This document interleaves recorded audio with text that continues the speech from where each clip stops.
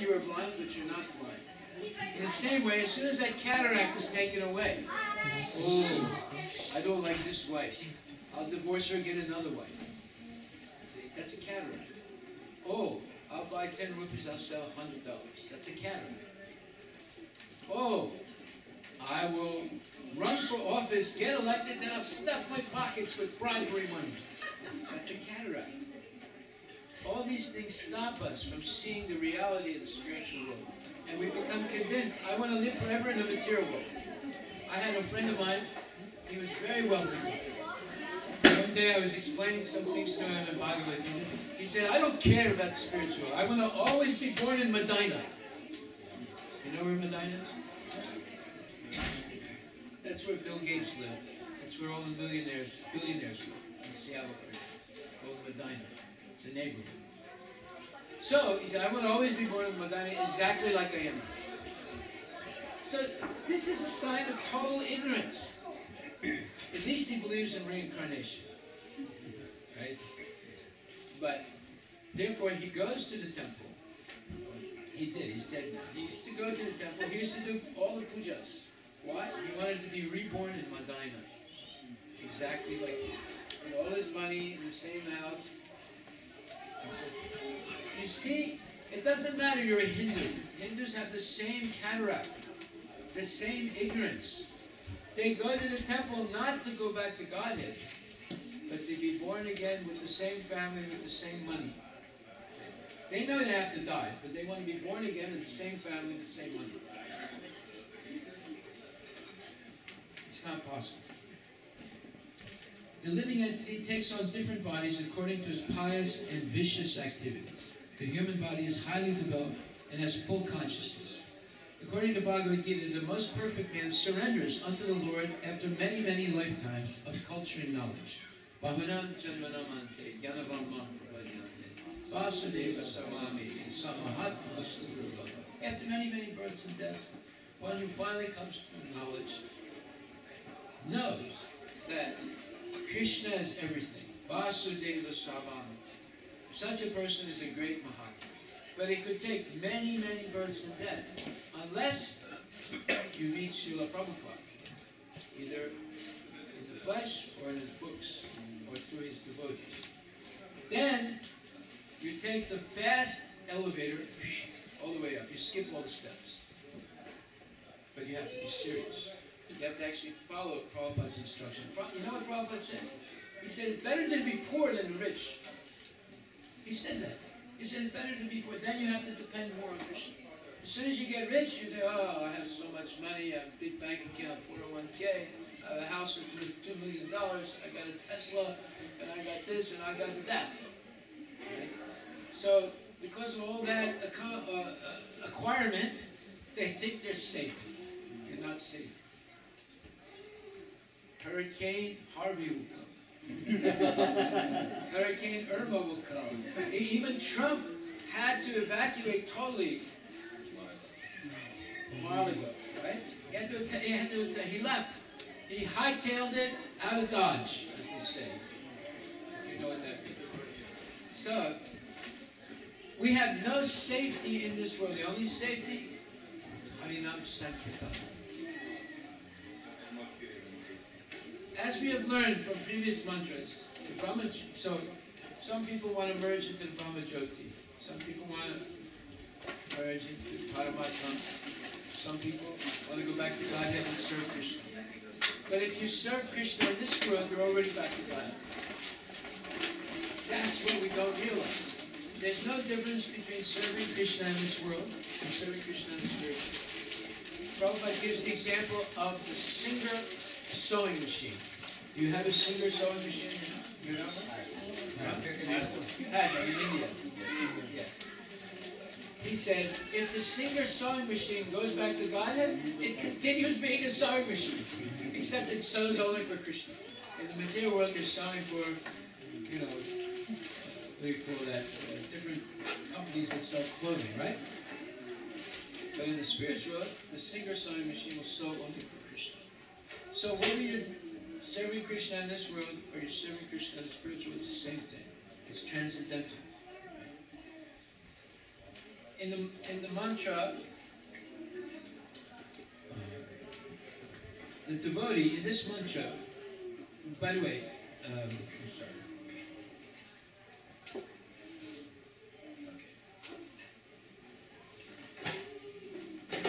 Predominating Supreme Person residing within the spiritual nature is Lord Krishna, Shri Krishna.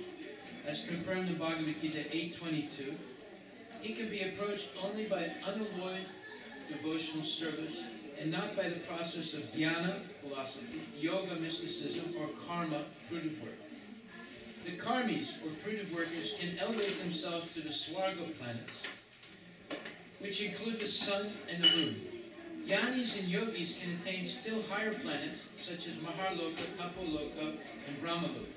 And when they become still more qualified through devotional service, they can attain into the spiritual nature, either the illuminating cosmic atmosphere of the spiritual sky, Brahman, or the Vaikuntha planets, according to their qualification. It is certain, however, that no one can enter into the spiritual Vaikuntha planets without being trained in devotional service. Now, let's discuss what this means, being trained in devotional service. If you are not properly trained in devotional service, you will not be able to train your children in devotional service. I'm telling you right now, 100%, you will not be able to train your children in devotional service. And that means you will not have, or we will not have accomplished our purpose as a parent. If we have not been trained properly, we cannot train our children. What is the proof that one is trained properly? Aham sarvasya prabhava, matak sarvam pravartate, iti matva bhajante ma, buddhabhava samadritaha.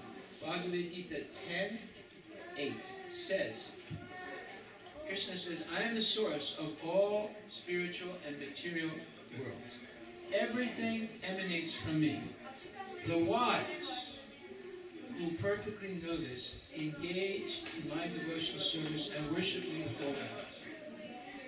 So, the proof that we have been trained properly, that means Bhakti Shastra, Bhakti Vaibhava, Bhakti Vedanta, Bhakti this, Bhakti that. It doesn't matter which Bhakti. If there is no pure Bhakti in the end, it's not Bhakti, it's Bhukti. Sense gratification, right? There's a difference between Bhukti and Bhakti. Bhukti means you dedicate your life to sense gratification. Bhakti means you dedicate your life to pleasing Krishna. And so, if there's not Bhakti at the end of Bhakti Vedanta, Bhakti Shastri, Bhakti Vaibhava, you have gotten a degree in Bhukti. So, we have to take it seriously. The wise, who perfectly know that Krishna is the source of everything, that everything comes from him, engage in his devotional service and worship him with all their hearts. That's the symptom that we've been trained. So, therefore, once you're trained, then you can train your children. You can train anybody. Anybody, any race, anywhere in the world, any country. Right? You are free to go. Vacha Vegam, Manasakroda Vegam, Jiva Vegam, Udara Prasta Vegam. Etam Vegam Yo Vishaheta Dira, Sarvam Api Pritavim Sasasya. One must control the 6 Vegams. Right? Vacha Vegam, words. Manasakroda Vegam, the mind and anger. Jiva Vegam, the tongue. And Udara Prasta Vegam, the stomach and the genitals.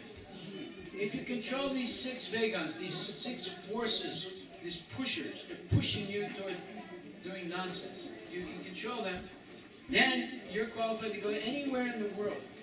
And you can convince people to become devotees. It doesn't matter what race. They can be black, yellow, green, doesn't matter what color they are, what race, what education they are. You can convince them to become devotees. And if you're having trouble convincing people to become devotees, then you're not controlling the 6 Vegans. Something is not, well, as they say, there's something rotten in Denver. You see? So, something is not working. In this mantra, Ishapanishad teaches that one must perfectly know both Sambhuti, the personality guided, and Vinasa, the temporary material manifestation, side by side. We must know both of these. Why? If we don't understand how the material nature works, then we'll get trapped or attracted by the material nature. So we have to understand not only Sambuddhi, the Supreme Personality of Godhead, we have to understand Vinasa, the material world. We have to know how it works. But we should learn how it works not from the scientists, but from Bhagavad Gita. The scientists only give us a very partial and limited and prejudicial vision of how material nature works. Have you ever read in any of your science books that everything comes from Krishna? Everything is maintained by Krishna. Everything is contained in Krishna. And everything will go back to Krishna. Have you ever read that? Any science book? There's no Krishna at all. So that's like talking about the baby who's not even there, that never was born. There's a saying in the Turkish language, the man who never had a son calls him Michael. But he doesn't have a son, right? But it refers to the son he doesn't have as Michael. It's not that he had a son and he died. He never had a son. So in the same way, you'll never understand anything by simply studying modern science. You won't really understand anything about Vinasa, the material world, and how it works. Therefore, even the scientists, even the politicians, are caught cheating, stealing, lying, and killing people. One nurse, they just caught him.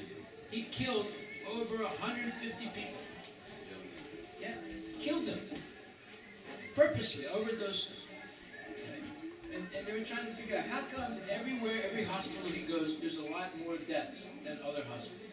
That they finally caught him with statistics.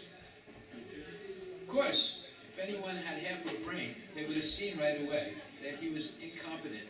Not incompetent, he was purposely killing people. Therefore, ladies and gentlemen, hospitals are sometimes the most dangerous place you could go. Sometimes. It depends. Just like sometimes an airplane is the most dangerous vehicle you can get on. If the pilot is a crazy guy, you're finished. Do you have a chance to question the pilot before you get on the plane? No, they don't let you. Right? You have to trust the airline. Now, many times, pilots have driven airplanes drunk. Many times. And there's often accidents that happen because of that. So they have to control the pilot. And also, they don't let the pilots eat garlic. Did you know that? Why? Because their reaction time gets slowed down by eating garlic. Lasan. So all the people that say, oh, I can't cook without lasan. Now we know why they're convinced about that. Because they're very slow up here. They've slowed down in the brain. So now, Prabhupada explains, no one can dominate Krishna. It is the conditioned soul who tries to dominate material nature and is instead subjected to the laws of material nature and the sufferings of repeated birth and death. So, if you're dumb enough to live in a place that's below sea level, like New Orleans or Houston, if you're so dumb to live in such a place that's below sea level, do you think that your life will be free of misery? Huh? Eventually there'll be a hurricane, or there'll be a deluge, and you'll be underwater. You see, Houston is below, many parts of it are below sea level. New Orleans, many parts of it below sea level. When Hurricane Katrina came, the only parts of New Orleans that was not flooded was the part that the first settlers built. Huh? Yeah, the French Quarter. They were smart enough to build it on the higher land.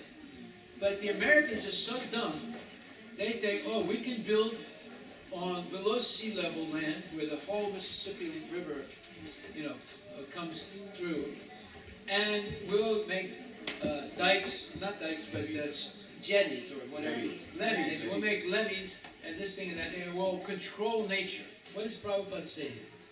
No one can dominate Krishna. It is the conditioned soul who tries to dominate material nature. and is instead subjected to the laws of material nature and the sufferings of repeated birth and death. The Lord comes here to reestablish the principles of religion, and the basic principle is the development of an attitude of surrender to Him. This is the Lord's last instruction in the Bhagavad Gita 1866. Sarvadharmam parityaja, mamekam saranam raja, aham tvam sarvapapetya, mosi samyam brahmasya. Give up all processes and just surrender unto me alone.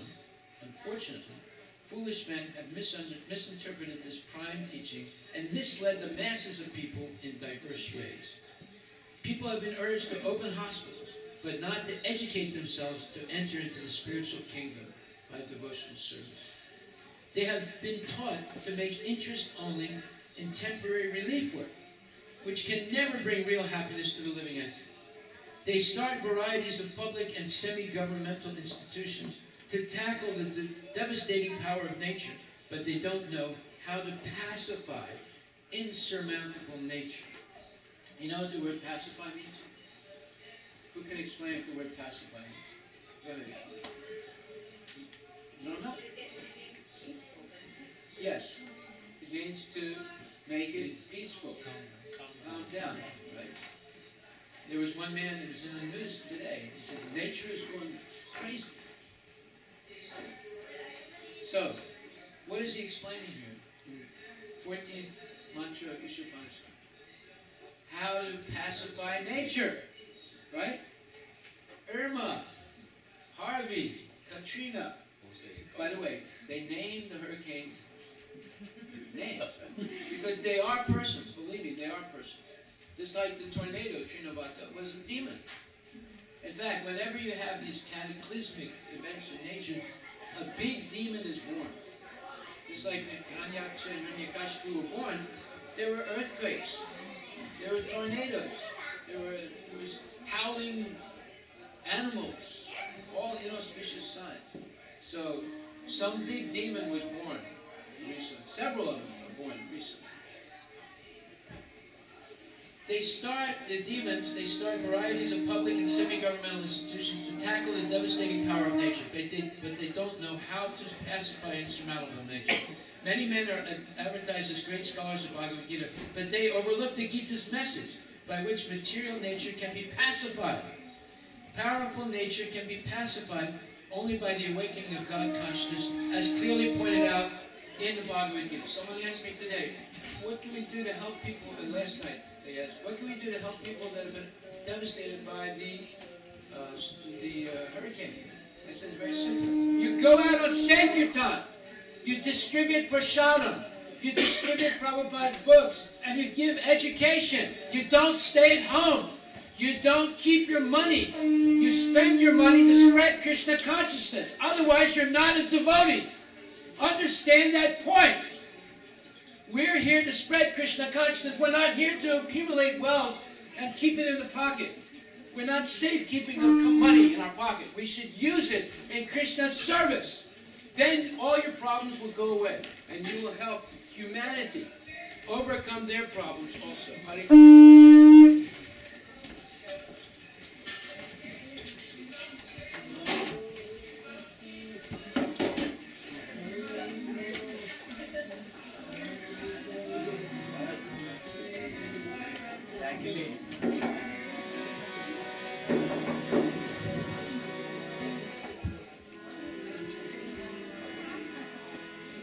Shri Krishna Chaitanya Prabhu Nityananda Shri Advaita Gadadhar Shri Vasudeva Bhakta